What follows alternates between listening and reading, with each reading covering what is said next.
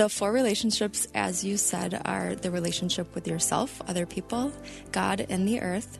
If we close off in any one of those four relationships, then we suffer disconnect. I'm Pam Lundell, and this is A Widow's Heart.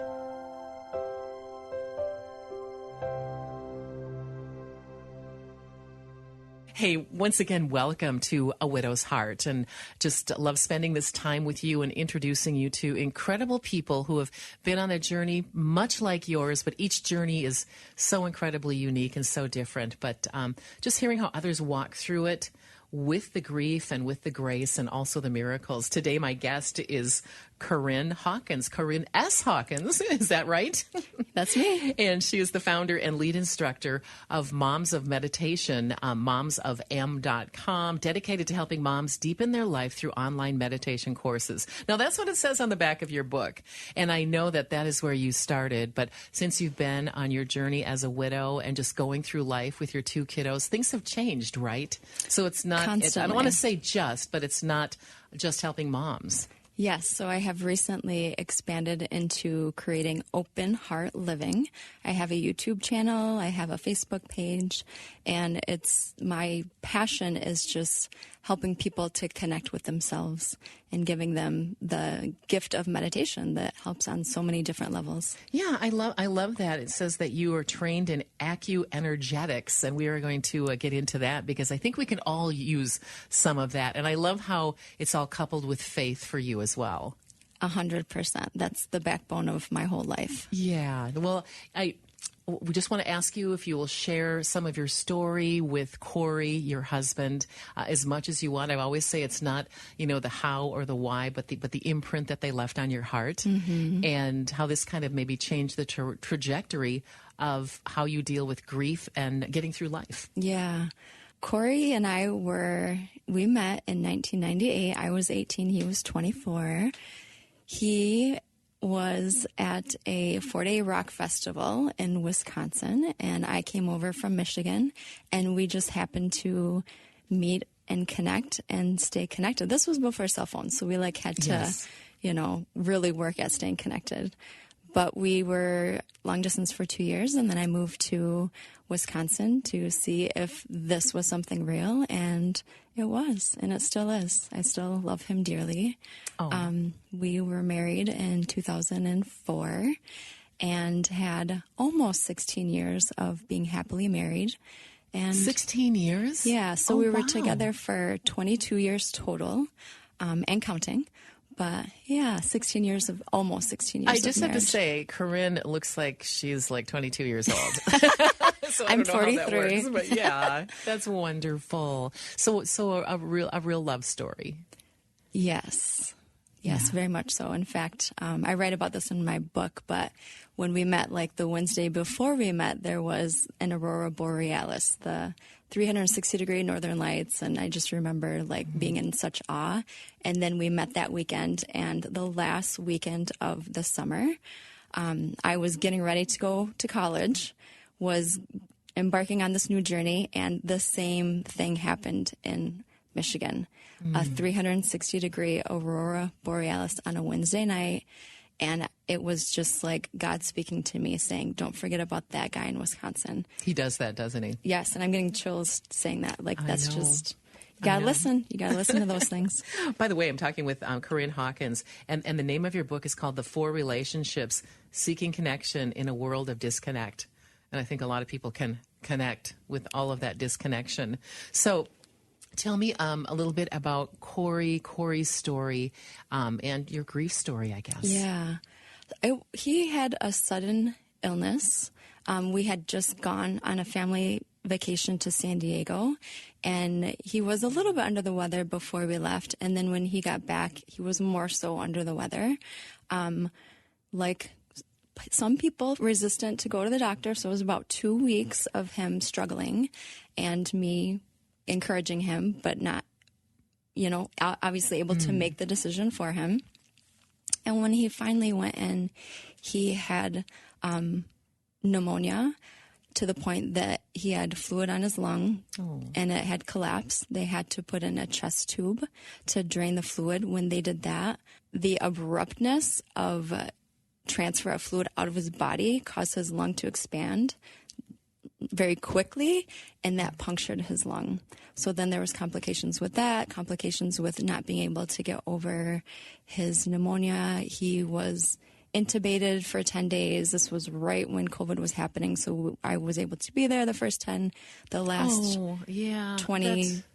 You're a special days. Category, and I know so many of the COVID widows too. That is just heartbreaking. Yeah. But essentially what ended up happening was that he had a heart attack while he was still in the hospital. He was due to come home. He never made it home. They called me while he was having his heart attack, which is still a shock that I'm working through, because it just, your body responds in such a violent way to a shock like that. Like, I didn't know that was the thing that they called you when somebody was actively dying. They did resuscitate him. We were able to, as a family, make the decision to let him go. And that was really important because his parents and our children were able to be a part of that decision with myself.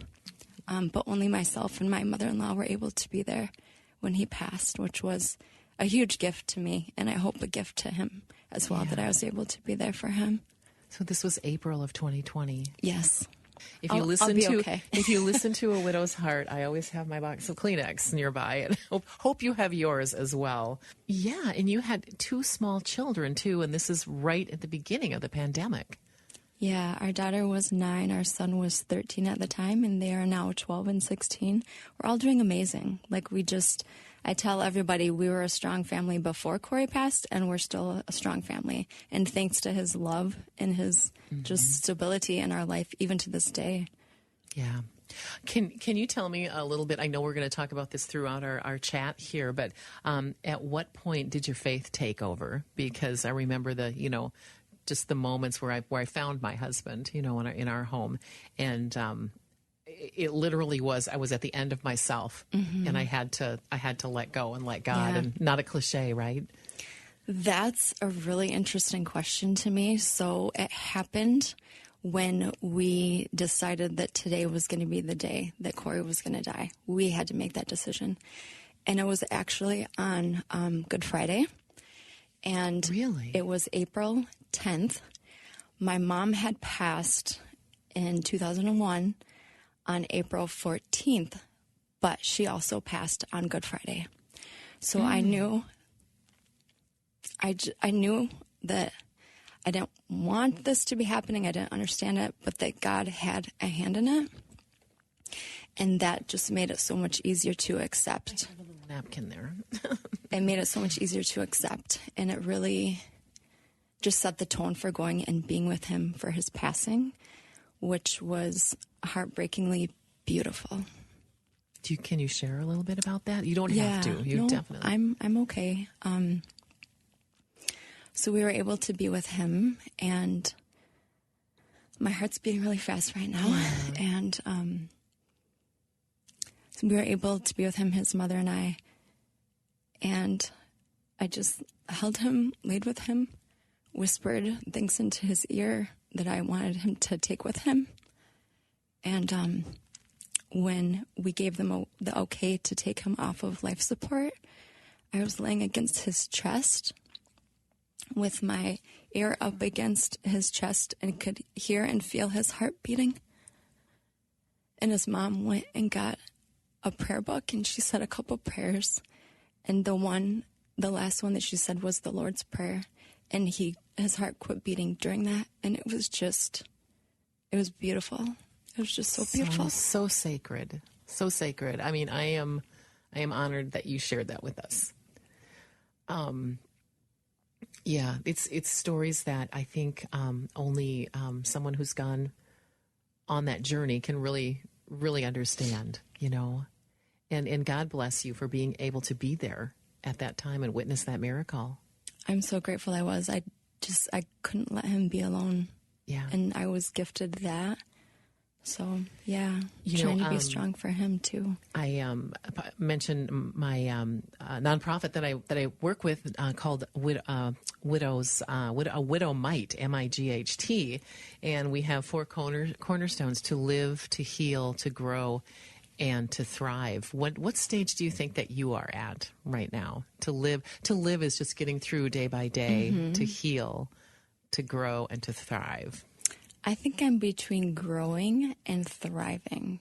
Yeah. I feel like I have so much going on in my life right now that is opening a lot of beauty and a lot of heart work, but I'm still creating it. No, you said heart work, not hard work. Heart. I caught that. I love that. I love that. I love that. I want to talk about heart work and your book called The Four Relationships: Seeking Connection in a World of Disconnect. Now, before Corey's homegoing, I mean, you were a writer anyway, right? And working with the meditation. Yes. Also an author of children's books. My Yes. guest, by the way, Korinn Hawkins. You can learn more about her at Korinn.com, right? Yes. KORINN.com. And we'll mention that again for you. But how did it turn into heart work then when you moved from moms to meditation? Yeah. So I feel like that journey takes place between the age of 21 to 40. My mom passed when I was 21. Corey passed when I was 40.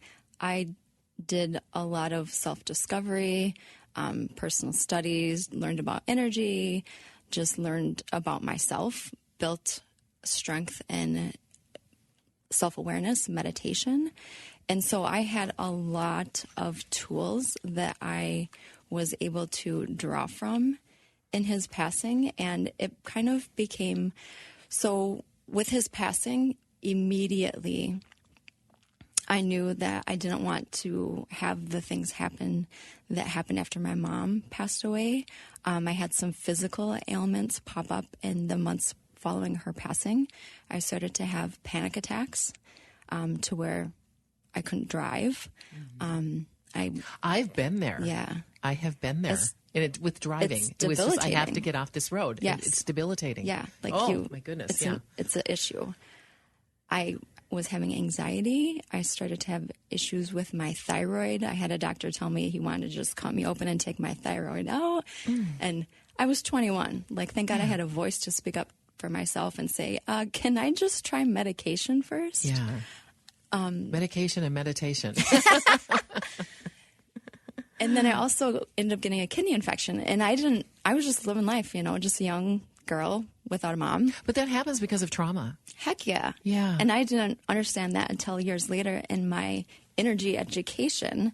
The bioelectric system of the body is intertwined with mind and emotion, spirit, and that like one ripple on one level affects it all. So while I was dealing with my mom's passing, I felt like mentally and emotionally, my body freaked out.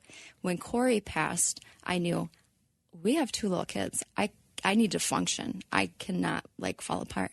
So I immediately started using the tools that I had learned. I remember, I'm sure you experienced this, the pain in the heart, the physical pain, like having a broken heart. It's a real physical thing. Yeah. And I didn't realize that at the time. Yeah.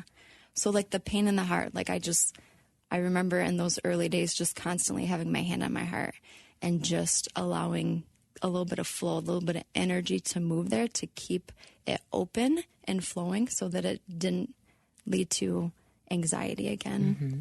And literally broken heart syndrome is for real too. We've heard about that. Absolutely. Yeah. It's all interconnected, the way we think, the emotions we either process or we hold in, it all affects us physically as well.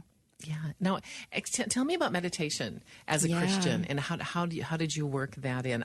I'm looking at your book right in the beginning, kind of your introduction. It says, "Life is tough, but love persists. My life has come undone from where it used to be." And I think that's where all of us are at the loss of a spouse, at the loss of our husbands. I love that word. It's undone. It just says so much. Mm-hmm. Yeah, my journey, I would say, started off in my teenage years with God, of just feeling Him, understanding His place in my life, hearing Him, feeling connected to him. My journey with Christ is newer. I was just baptized. Corey's actually my godfather, which is kind of an interesting, funny story. Interesting. But I was baptized in 2019 and then was confirmed in 2020 right after he passed. So that's still kind of newer. But I love it. Christ is God. Like it took me many years to hear that and for that to make sense in my head. And now I just don't separate it, and it's just easy and, makes sense. But my journey with meditation started in classes that I used to take when Gavin, our son, was just a new baby. And those classes were like guided meditations, like visualization meditations. And then when I started training in acuenergetics, I was trained in ancient practice of the inner breath, the inner smile, light body meditations, which work with the energy centers, opening them up. The heart center is one of them. And so it just became like anything. Like you have a habit, you do it over and over and over, and it just kind of becomes a way of living and a way of your life. Like I have this like dream in my head of like maybe someday, meditation in the world will be like drinking your cup of morning coffee. Like you just do it. It's just mundane. It's just something you throw in there, but it adds so much. And so that was another skill that I used immediately as soon as Corey passed, was just that the meditation, specifically the inner heart and the inner smile meditations, and using them to just take the edge off, reconnect with myself, quiet, allow space to just be. To be. And that's so important, because I think when people disconnect, a lot of those disconnections are just trying to keep busy to not deal with the pain and the trauma of what actually happened. For our friends who are listening and maybe dealing with, just recent loss, or anyone who still just can't push through, do you have, I hope I'm not railroading this off to the side here, but we'll get back to your story, but maybe some simple exercises to do just to stop the panic and the crazy? Honestly, just focusing on the breath and letting it be a physical thing. Like we are so conditioned as human beings to be in our head all the time. But what we really need to be doing is centering in our hearts and letting that space of being in the heart guide us, because that's so much clearer than being in the mind. The mind can be warped and can be confusing and go in 1,000 different directions. And all those voices. When we center in the heart, it just stills, and our connectedness to our life and to the steps we need to take just get a little clearer. And so the heart governs the feeling sense. So when you pause to take the edge off and do a little meditation, and you just close your eyes and feel your breath, the key is to physically feel it, to feel the temperature, to feel its movement in and out of your body, to just feel how your body moves as you're breathing, and just allow it to become a physical experience. That's going to ground you into your body and open up your heart, because you're using your feeling sense. I just love listening to your voice too. That is very, very, very calming. We often talk about the 10-fingered prayer, and I think this is kind of a form of meditation too. Philippians 4:13, I can do all things through Christ who strengthens me. Mm-hmm. So you use your hands. I can do all things through Christ who strengthens me. Oh, cool. 10. And I mean, I have been in a dentist chair going, I can do, and you use the physical tapping of your fingers to go through and stuff like that. Yeah. And I've found that really just calms my heart and calms my soul in many, many different situations. Yeah. Well, the thing about meditation too is it's a holistic practice. So there's no dimension of our being that it doesn't touch upon. So the 4 dimensions of being human are we're physical, we're mental, we're emotional, and we're a spirit.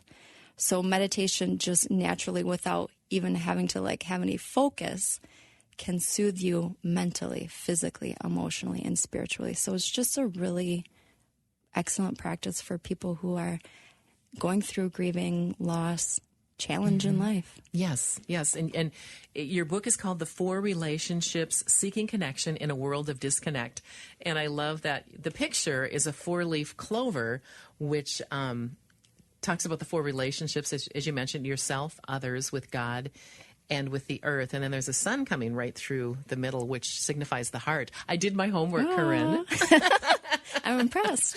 Yes. So tell me about this, because I can really see this like as a group, a book study for widows or anyone going through grief. Can you tell us the importance of knowing about these different 4 relationships? And then in each chapter, I know that you have the awareness exercises too, and maybe we can do a couple of those. Yeah. So the 4 relationships, as you said, are the relationship with yourself, other people, God, and the earth. And kind of my theory, my personal theory, and putting it into practice as a human being too, using it myself, is that when we have connection in all 4 of those relationships, then we feel more whole, we feel more connected to life in general. If we close off in any one of those 4 relationships, then we suffer disconnect. And with disconnection, so much comes up of keeping us from the life that we truly want to be living. We can have bitterness. We can get stuck in, feeling sad all the time. And when you have connection, then you have those heartstrings out into the world, into yourself, with God, with just allowing the beauty of nature to even give to you. There's such an energy in just sitting outside, like, it's spring. Everything's turning green. Like, finally, hallelujah! Right? How does that feel?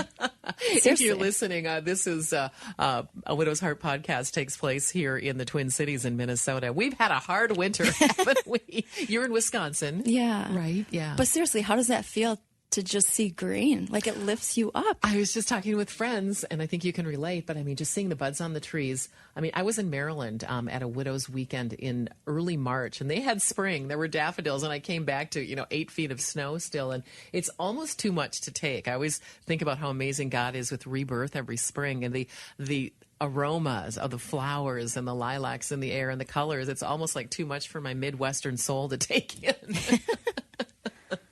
Yeah, I love it. Yeah, but I mean, the importance of just being calm is being in nature like a form of meditation too. Just taking that walk, or even just sitting peacefully. Just life is meditation. It just depends on where your presence is.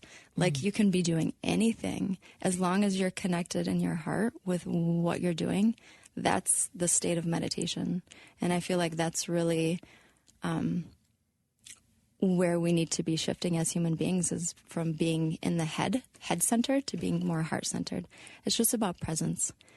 But the 4 relationships too, I wanted to just comment that in times of struggle, in times of just having difficulty in life, so I have like a worksheet, I would say, that you can like figure out like where is your weak link, and then you're able to put attention and like build a strategy of like, how do you want to build that relationship, whether it's with God, with the human beings in your life, with feeling more connected with the earth, with yourself. I think is a really difficult relationship for most human beings.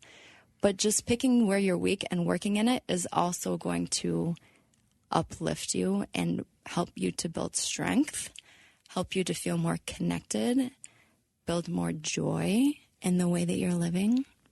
It's all about connection. The heart is all about connection. Well, Korinn, talking with Korinn Hawkins, author of The 4 Relationships Seeking Connection in the World of Disconnect. And I'm just in awe of you, because you're just 3 years out after the death of your husband.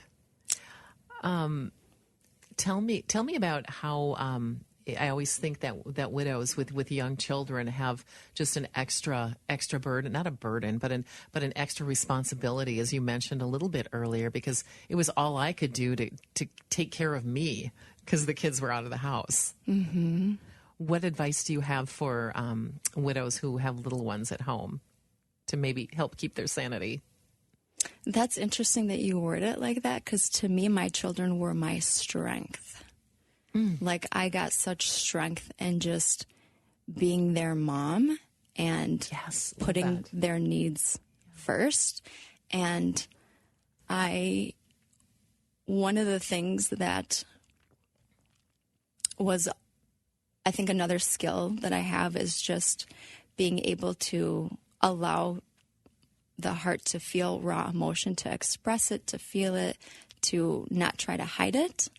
Because when we hide it, when we don't express it, it can just how we view the world. Physical ailments pop up. Like, you need to have flow in your emotions to be healthy. And so I was very open with how I was feeling, and they saw me be emotional. We talked about stuff very deeply straight away. I checked in constantly. I think that's probably the biggest thing. Like, just keep checking in and know that your kids need different things. Like, my son was more so got in and did things that his dad did, like mowed the yard and used, cooked on the grill, and nobody could touch the lawnmower or the girl besides him for the whole first year. My daughter is more like me, where she wanted to process emotionally and talk about it. Gavin just needed to do and be in things that his dad was. Yeah. And I know that kids will model what they see too. And if you are not dealing with it or talking about it, then they think it's a taboo subject. And I don't think that's a healthy outcome then. There's so much uncertainty when somebody dies, especially when it's your parent and you're a small child. And just having, I guess, the experience clear right in front of you, like, mom's sad, that, it's just the emotion of it, I think just helped all of us to just process. Okay, so the four relationships. So let's talk about. We were talking about with yourself and what your relationship with God. Tell me about that. How you approach that in your book. Yeah. So a little bit of the same thing. Like, my journey started off connecting with just God as a youth and listening to Him. Like, there's this layer of language that is subtle that happens all around us all the time. Double eights are a thing for me. And when I see double eights, I know that's God, like, winking at me, saying, hi, you're on the right track. Really? Okay, explain that. Like, where do you see, like, double eights? So, for instance, on the way here, like 10 minutes before getting here, there was a car that went by in front of me, and the license plate was 88, and right behind it, another car with another 88. And I was like, of course. Funny. Of course, I'm right where I need to be. And God's saying, yep. You're doing great. Keep going. So, I know. yeah. And I have to interrupt for a moment, too, because Korinn and I have been trying to get this interview on the books for 2 months, right? At least 2 months? Yeah. And I know you're only available on Fridays, and you calmed me because I was so embarrassed because different things kept popping up. And even one time, it was the day before you were going to come in for the interview, and they were testing the fire alarms. And it's like, nope, can't come in on Friday at the time we had because they're going to be blaring the fire alarms. And you just, put my heart at ease. And it's like, it's all in God's timing. It'll happen. 100%. And that's how I live my life. And I think that where I am with my grief journey is a huge testament to where I am with my faith journey. Yeah. That I lean on God constantly in everything. Yeah. Every day. Yeah. And I say that too because in August 14th, 2005, when I found my husband in our home after an accidental drug overdose, but a struggle with addiction, I just felt the Holy Spirit. I had been walking with my faith for a long time, but it just became real and tangible. And I tell everyone, God didn't take my husband so I would learn to love him. That's not how God operates. But wow, it was tangible and it was real. Mm-hmm. Yeah. Yeah. Sometimes you can just feel presence of your loved one. Corey has showed up in such amazing ways consistently that I am just in such awe to the point where sometimes I'll like tell my friends, like, he must have a lot of pull up there because this is pretty amazing, like what he's pulling off right now. So, God, like what my pastor told me, God allows a window to open, you know, and these amazing things happen that just comfort your heart. Yeah. So if I could share real quick, one of them recently was on Valentine's Day this year. And, you know, we weren't big on really celebrating Valentine's Day because we just like Hallmark holiday, whatever. Manufactured holiday. Yeah. Get everything on February 15th. It's all on sale. But now that he's not here, it's like it means more to me. Like I was hoping to have somebody to celebrate Valentine's with. So it's like the day starts and it's like, it's Valentine's, you know. So I'm driving to work and the sky's like gloomy, you know, it's not raining yet, but, you know, projected to have a little bit of rain. And as I'm driving to work, up in the clouds to the left and up in the clouds, there is an arc of a rainbow. And I'm like, you're kidding me. Like, it's not raining. There's no sun. It's like, you know, 7 a.m. or whatever time it was. And like, how is this possible? It was just and you love coming through from heaven. Aware and looking for those too, a little bit too, right? Because easy to miss. Well, yeah. And if you don't trust, then there's doubt that comes in like, oh, that was just a coincidence. Like you have to have the ears to hear the language being spoken from heaven. Yep, absolutely.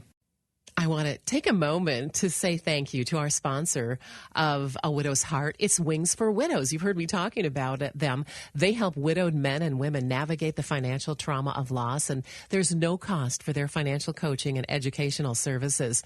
Founder Chris Bentley, in a recent interview, reiterated the need the organization is meeting by saying more than 85% of women of all ages and men responding to a State Farm survey said that being the sole financial decision maker is the most challenging aspect of being a widow or widower. Today, with more than 90 Christian volunteers, Wings for Widows provides financial coaching and education at no cost to the newly widowed nationwide. If you have any questions, want to check it out, go to wingsforwidows.org. Korinn Hawkins is my guest on A Widow's Heart, and just such an incredible conversation, guiding you to draw nearer in each of your 4 relationships with yourself, with others, with God, and with the earth. Now, tell me about the earth. Yeah, and that's in the equilibrium. Yeah, I really feel like it's just. I mean, we're physical beings, so it's the dimension we live in. But I also believe it's just the extension of God, like the rainbow. Like that is Corey's love being able to be shown. You know, I saw it. I know he loves me from heaven. A rainbow is a symbol that somebody loves you, is loving you from heaven. You know, like it just, God allowed that. Yeah. And that's a natural thing that happens in nature. It's just that simple. It's a glimpse of heaven. I just remember being on a mission trip in Belize.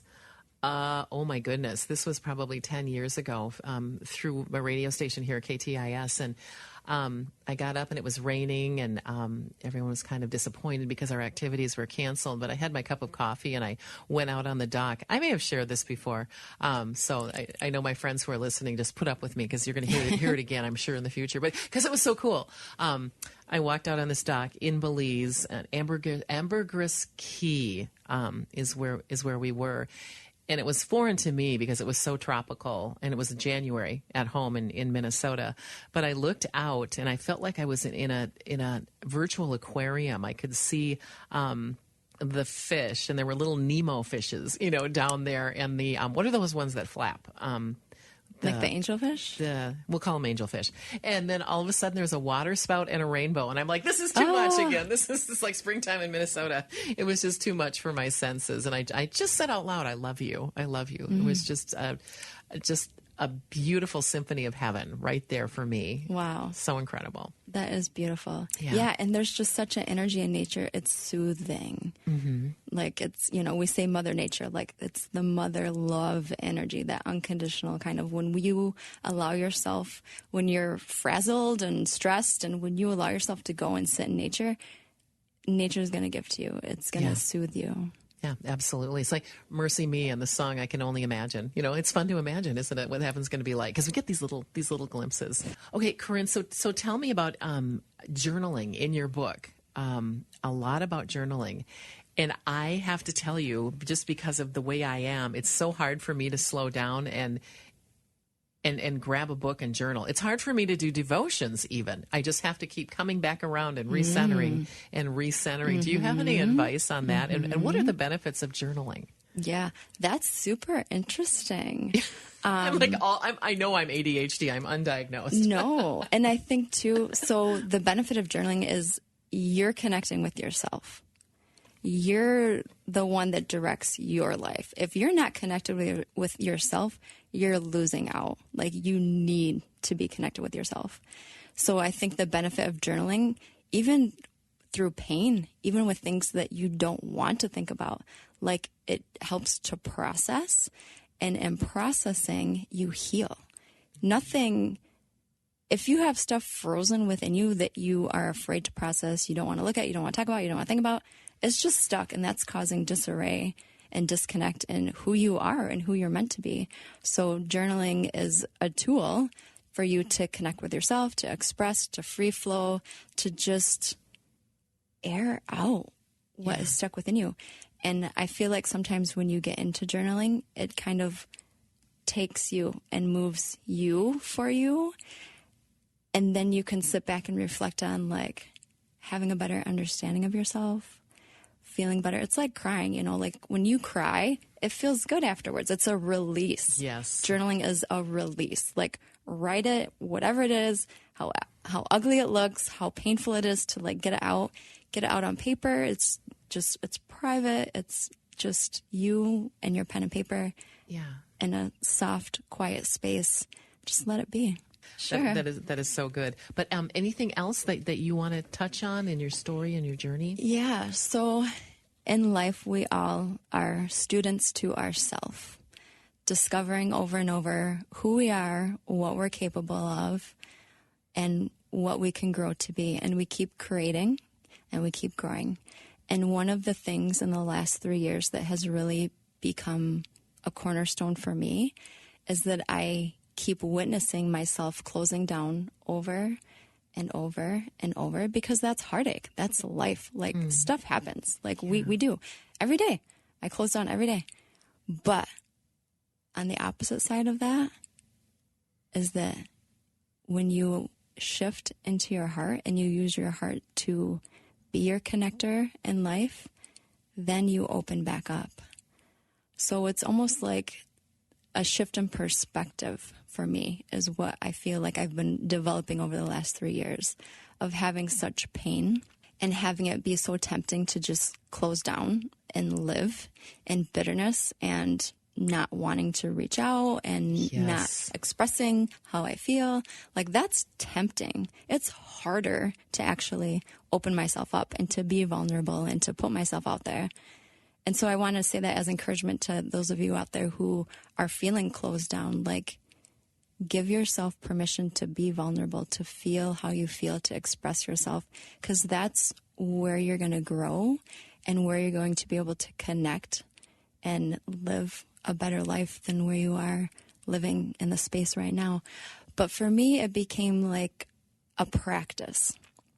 Like self-awareness, noticing, okay, I feel like I'm closed down. I'm more angry with my kids. I'm not feeling like I want to go out and do anything. Like, being self-aware is the first step. The second step is then opening up and acknowledging, okay, like, I've been yelling at my kids a lot. Like, I think I need to do more meditation, or I think I need a girls' night out, or I think I need, find those tools to, like, soothe yourself. I think I need to be out in nature. I think I need to pray more, whatever it is, and make those things your practice. And they're really a practice in opening your heart. Because anytime you let yourself feel your raw emotion, or you let yourself express how you feel, anytime that you let yourself shift into just feeling, you're in the heart. And even though it's difficult, the opening of the heart is what is going to carry you forward in growth and living a more connected life.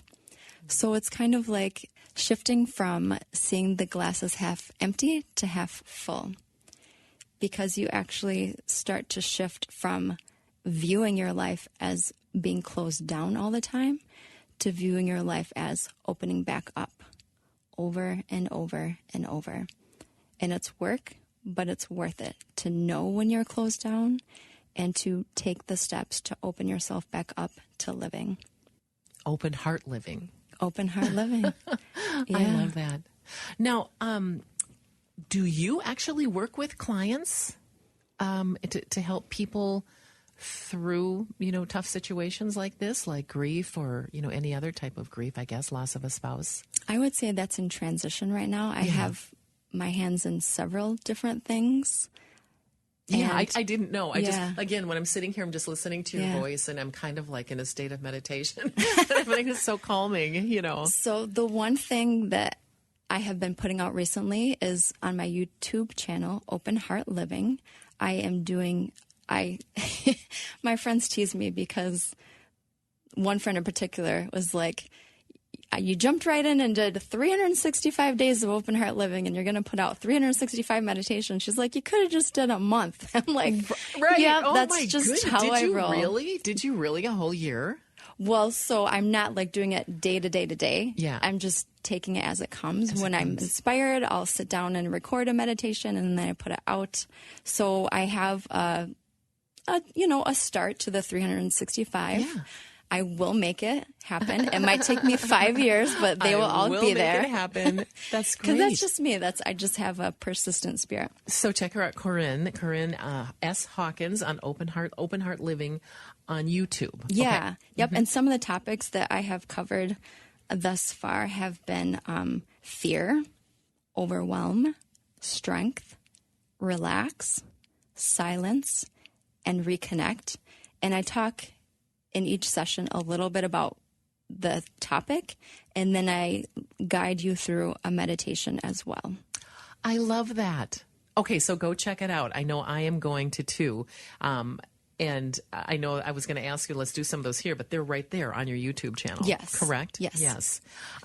Really love this book. I think it's going to open hearts and minds and draw people nearer to God. Definitely. The 4 Relationships, Seeking Connection in a World of Disconnect with Korinn Hawkins. As I was getting ready to chat with you today, I went to I love your closing letter. Actually, I love did you call it an opening letter too? I think so. You have to read that. But would you please close here by reading that last letter on page 215? Sure. I was really touched by that. Thank you so much, Pam. While writing this book, I had a prayer that I would read each day when I sat down to write. Dear God, you have written a story in me.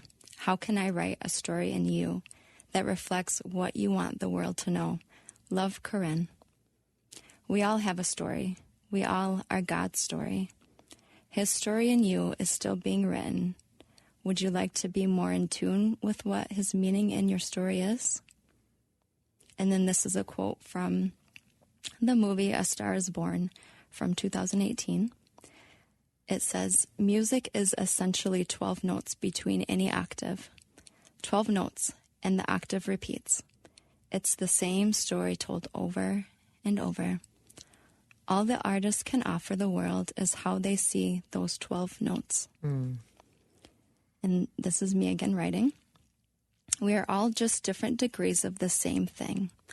All you can offer is how you are as an artist of light, creating life through connection, connection, connection, and experience, exploration, understanding, openness, love, gentleness, kindness, and expansion. I hope that this book has or does encourage the song playing forth from you in your life. And I pray that your heart keeps opening to all of the beauty it contains so that you too may share the story that is you alive in the world. Amen and amen. I love that. Anything else you wanted to add, Korinn? This has just really been very, very uplifting and amazing. Oh my gosh. Thank you so much for inviting me to be a part. I feel very honored to be able to share my voice and express. I have a passion, like I said, to just support people and connecting with themselves. It's been my journey to, like I said, be a student of myself, and I feel and am an expression of what that can do. I lost my mom when I was 21. I lost my husband when I was 40. I am a solo parent. There's challenges. But beyond that, life is still such a gorgeous, beautiful gift. And I want to spend my life loving it. I don't want to stay in the gloomy dark, Not that that's not a part of it, because it still is. But just like opening the heart as a practice, just keep coming back to having the moments that bring you down and then lifting yourself back up, seeking and searching for what is going to lift you up. Like the rainbows and the double eights. Absolutely. And whatever your symbol is for you. You have the flamingo that's big for you. So I love and I collect flamingos, and the Perseid meteor showers in August are always a reminder of God's love for me too, because that's right around when, John went to heaven. I'm like, those are my stars. Those are my shooting stars. Oh, beautiful. But so good. And I hope that you will also go to our Facebook page, A Widow's Heart. We are there for conversation, comments, and I will have all of Korinn's contact information on there as well. Again, Korinn, KORINN.com, and your YouTube channel, which is so cool, Open Heart Living. Yeah. Correct? Thank you. Yes. You rock. You rock, Pam. Thank you so much for joining me for another episode of A Widow's Heart. And I just want to leave you with a blessing from my friend Susie Larson. She is an excellent follow on social media. She has so many amazing books, wonderful teacher on our sister station, Faith Radio. You can check out more at myfaithradio.org. And here is a blessing for you until we meet again. May you refuse to settle for the status quo. May you rise up and believe that miracles still happen in our day. Re-engage your heart, remember your dreams, and appeal to God to do great things in and through you. The enemy would love for you to surrender to your circumstances. Letting go and letting God are not the same as giving in and giving up. Wow, I love that. Let's hear that again. Letting go and letting God are not the same as giving in and giving up. Active, engaged surrender is a threat to the enemy of your soul. Humble trust opens the way for God to move mightily in your midst. Jesus wants you to trust him in this place and believe him for the impossible. May you live such a miraculous life that others look up and trust God wholeheartedly with their own story. Blessings on your day today. I hope to have Susie as a future guest on A Widow's Heart. A Widow's Heart is grateful for the support of Wings for Widows and is part of the Wow God Podcast Network. You'll find it wherever you get your podcasts and at wowgod.com.